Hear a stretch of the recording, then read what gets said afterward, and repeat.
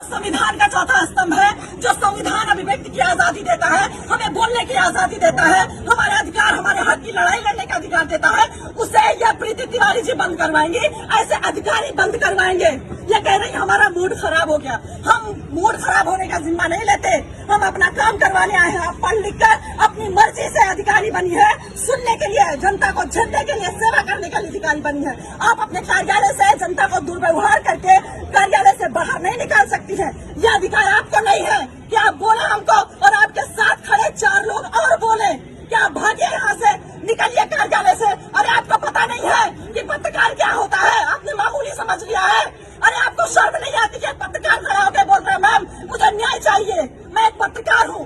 आपने क्या कर्तव्य निभाया? आप योगी जी को नहीं जानती, सरकार आदेश नहीं सुनती है कि पत्रकार जब किसी भी अधिकारी के पास जाए, कार्यालय जाए, प्रशासन के पास जाए, तो वो इज्जत दे, पत्रकार को मान सम्मान के साथ बिठाए और उसे पूरा ब्यौरा दे जिस बारे में जानकारी चाहिए पत्रकार को। आप सुनती नहीं है, आप मेरी आजादी छीनेंगी, आप मेरे बोलने की आजादी छीनेंगी। मैं ऐसा नहीं होने दूंगी। प्रीति तिवारी जी, आपने हमारे जमीन पर कब्जा करवाया है और आप ही उस कब्जे को मुक्त करवाएंगी। मैं कुछ नहीं जानती हूँ, मैं सिविल करने जाऊँ, मुझे बोल रहे मेरे कार्यालय से भागे। कहीं सुना है आपने? कितना भी बड़ा सुपीरियर अधिकारी हो, कितना भी बड़ा अधिकारी हो, उसका नर्म लहजा होता है, उसका बात करने का तरीका अलग होता है। ये कहाँ से पढ़ लिख कर आई है? कैसे अधिकारी बन गई कि इनका मूड खराब हो जाता है एक पत्रकार के सवाल करने से? लेकिन मैं यहाँ पत्रकार की हैसियत से नहीं आई थी, मैं एक पीड़ित लड़की की हैसियत से लखनऊ से दौड़ दौड़ के आ रही हूँ कि मैं पीड़ित हूँ मैम, मुझे न्याय चाहिए। आपके गलत आदेश की वजह से मेरे घर पर कब्जा किया गया, आपने गलत कब्जा कर लिया, प्रशासन ने आपको गुमराह किया।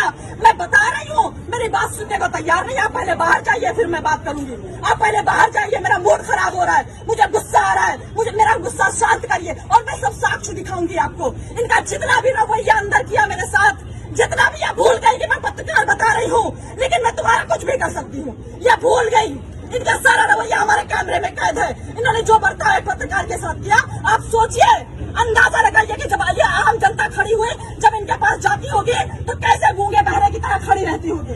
इनके आदेश के लिए एक शब्द सुनने के लिए कितना बेचैन रहती होगी कि मैम कुछ तो हमारे हक में फैसला सुना दे, कुछ तो हमारे हक में बोल दे, कुछ तो मेरे साथ न्याय कर दे। इस उम्मीद से जनता यहाँ पर खड़ी रहती है। और इन्होंने अभी कार्यालय का गेट बंद कर दिया और जब मैं परेशान हो गई, मुझे कार्यालय से बाहर निकाला गया, मुझे धक्का मारा गया, मेरे साथ दुर्व्यवहार किया गया, तब मैंने रिपोर्टिंग शुरू की, तब मैंने अपना कर्तव्य निभाया कि आज नहीं तो कभी नहीं। क्योंकि मैं यहाँ 2-2.5 महीने से चक्कर काट रही हूँ। मेरी बुजुर्ग माँ 2-2.5 महीने से आ रही कि मैम आपकी गलती की वजह से अभी तक कोई हमारे घर में घुस नहीं पाया। एसडीएम के गलत आदेश की वजह से हमारे घर पे लोगों ने कब्जा कर लिया, प्रशासन को भेजकर इन्होंने कब्जा करवा दिया। प्रशासन गलत रिपोर्ट लगा रहा है। जांच होनी चाहिए, निष्पक्ष जांच होनी चाहिए। हम बेईमान लोग नहीं है, गरीब आम जनता बेईमान नहीं होती है, अधिकारियों की तरह गलत फैसले नहीं लेती है, किसी का किसी पर कब्जा नहीं करवाती है। ये जो यहाँ पर आम जनता खड़ी है, ये बेईमान नहीं है। अपना खून पसीना बहाकर यहाँ पर लोग खड़े हुए हैं उम्मीद में कि हमें न्याय मिलेगा। एसडीएम के पास जाएंगे, लोग उम्मीद में रहते कि एसडीएम साहिबा के पास जाएंगे, हम सुनाएंगे अपनी कहानी।